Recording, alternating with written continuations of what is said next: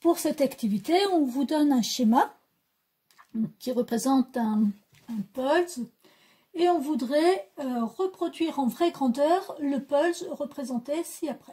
Donc première chose, on demande de le représenter en vraie grandeur.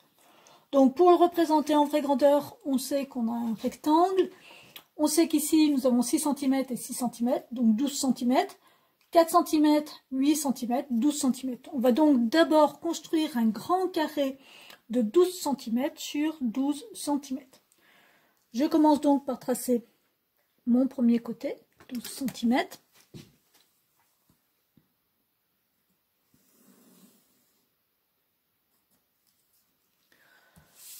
Voilà. Et ensuite, je vais tracer un angle droit. 2 angles droits d'ailleurs. Un angle droit ici. Et je mesurerai 12 cm sur le côté.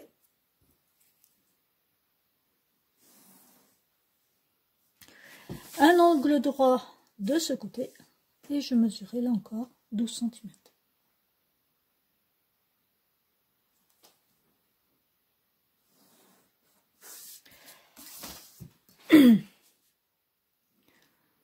Donc mes premiers 12 cm voici. Peut-être remonter un peu. Voilà mes 12 cm. Même chose de l'autre côté.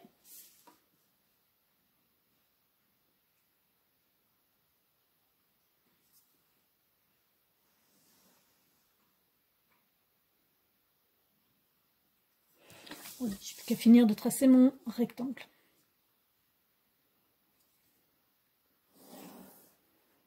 Alors, ensuite, dans ce grand rectangle, je vais avoir une partie ici de 8 cm. Donc là, je peux mesurer mes 8 cm déjà.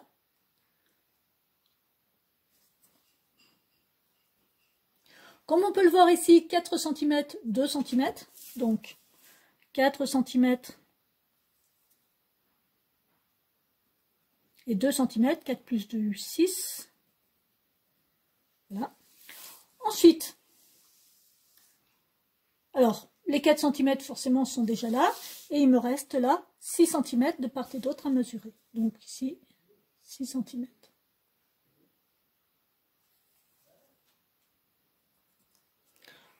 Voilà. Bon, il n'y a plus qu'à finir de tracer du coup. Alors, à l'intérieur, il s'agit de rectangles. Donc, ici, je vais tracer des angles droits.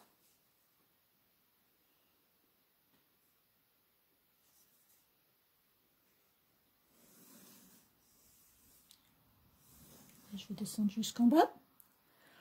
Ensuite, ici, je vais tracer un autre angle droit.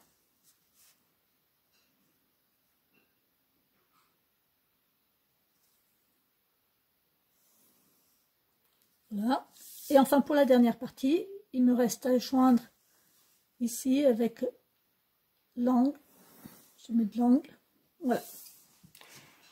J'ai donc construit en vraie grandeur mon pulse de tout à l'heure.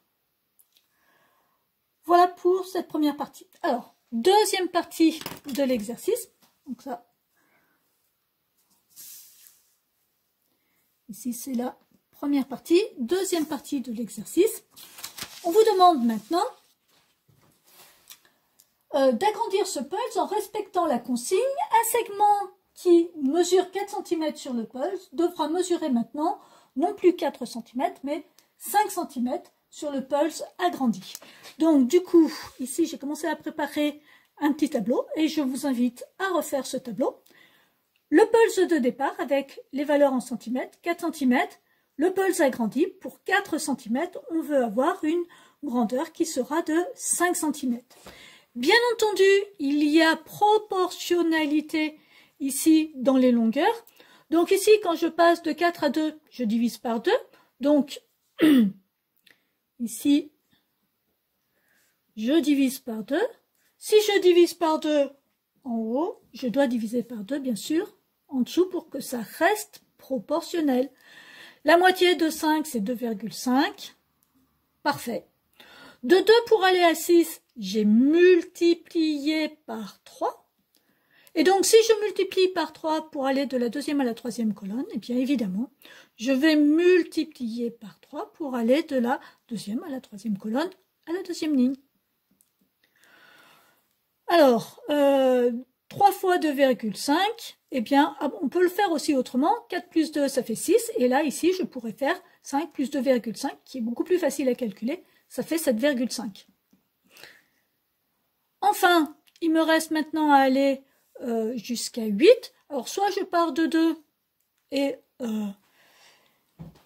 je multiplie par 4, soit j'additionne 6 plus 2. 6 plus 2, ça fait 8. Et donc, ici, je vais faire 7,5 plus 2,5, ce qui me fera 10. Ou ici, je pars du premier, je double. Alors, on aurait pu faire autrement.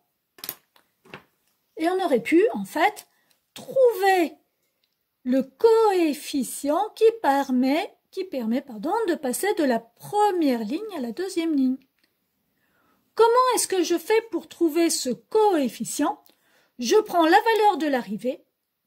On prend toujours la valeur de l'arrivée de la flèche et on divise par le départ. Donc, je vais faire 5 divisé par 4. La moitié de 5, 2,5. La moitié de 2,5, 1,25. Sinon, vous prenez une calculatrice ou vous posez votre opération.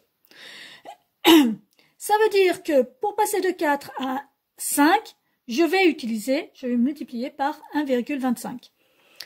1,25 fois 4, je vérifie, c'est-à-dire que je pars bien de 4, je multiplie par mon coefficient directeur, est-ce que j'obtiendrai le 5?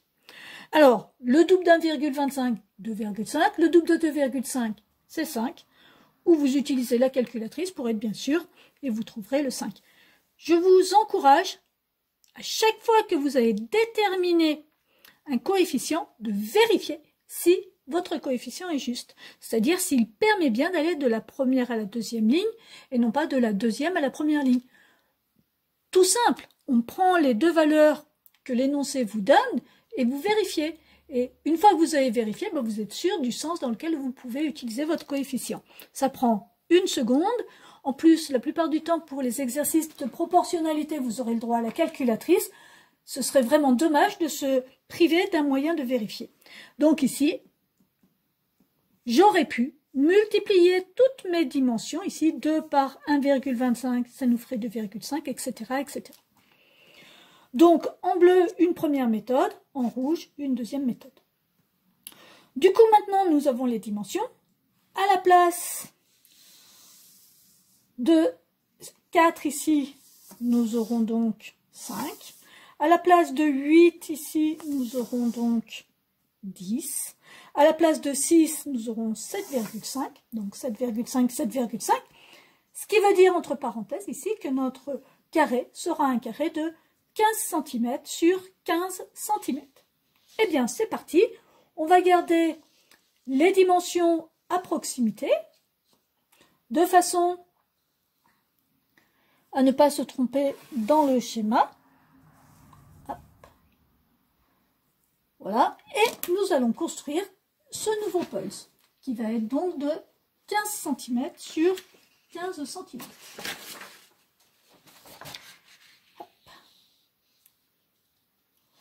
Donc, je vais commencer par tracer le côté de mon carré au début de 15. Ensuite,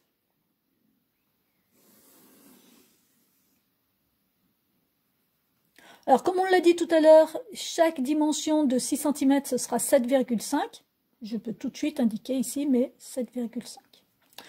Ensuite, je vais tracer la perpendiculaire à ce côté, à l'extrémité du segment, à droite.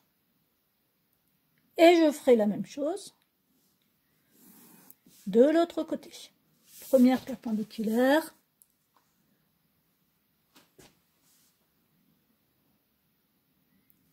Deuxième perpendiculaire. Bien entendu, à chaque fois, je vais mesurer mes 15 cm.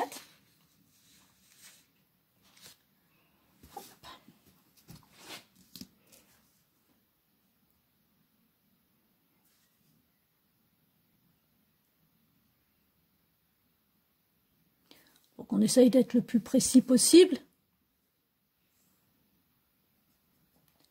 Voilà, 15 cm de ce côté, et même chose de l'autre côté. En se rappelant que 4 cm doivent être représentés par 5 cm. Donc ici, comme je dois avoir 4 cm au départ, j'aurai 5 cm sur la figure agrandie.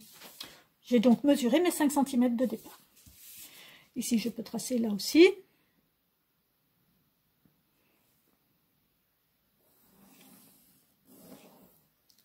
Alors, pour les dernières dimensions, donc, nous avions 4 cm, donc ça sera 5 cm, et ici 2 cm, les 2 cm seront remplacés par 2,5 cm. Donc, même chose, je replace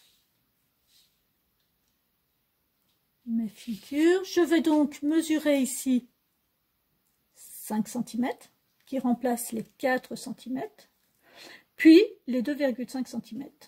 Voici. Bon, ben, il n'y a plus qu'à finir de tracer en traçant les perpendiculaires et puis les segments idoines. Donc ici, première perpendiculaire au milieu du segment, du premier segment que nous avons tracé. Là, je dois descendre jusqu'en bas.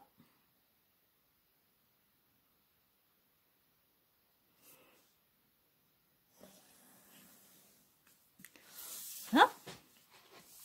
Ensuite, une perpendiculaire au niveau des 5 cm sur le pulse agrandi et 4 cm sur le pulse de départ. Voilà. Et enfin le dernier segment, sera celui-ci.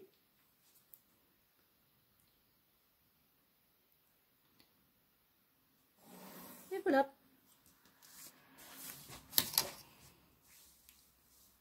Voilà notre pulse agrandi.